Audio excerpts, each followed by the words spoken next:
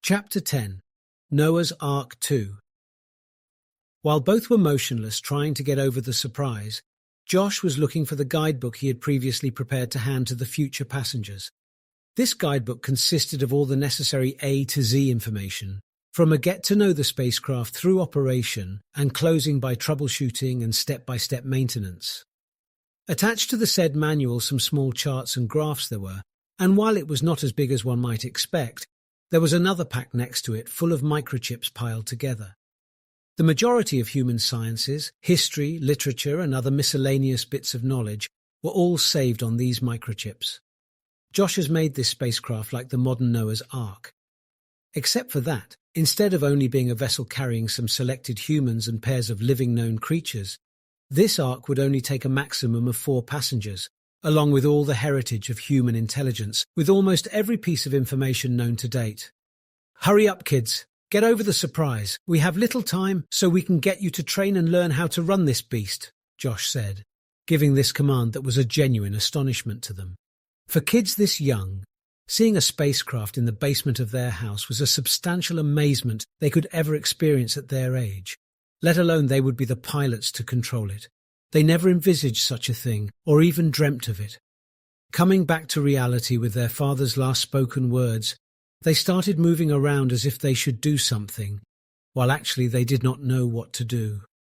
Josh grabbed their hands, held them close in his arms, and as any father would do, he tried to calm them down, easing their troubled thoughts. And slowly, he started explaining everything to them from the very beginning.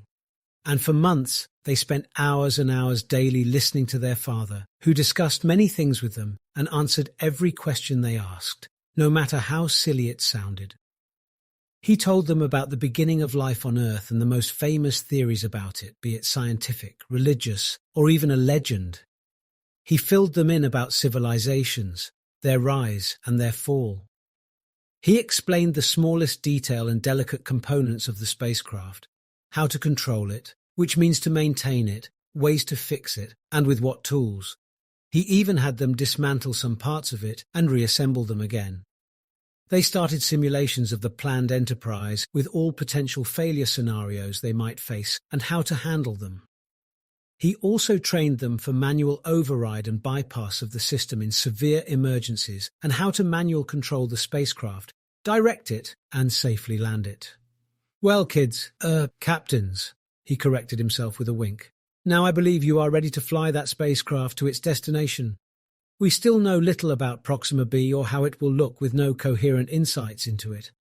Up to this point, everything we got is hypotheses with no solid proof that it has the right atmosphere that allows for climate regulation, maintaining water-friendly surface pressure, shielding from hazardous space weather, and housing life's chemical building blocks.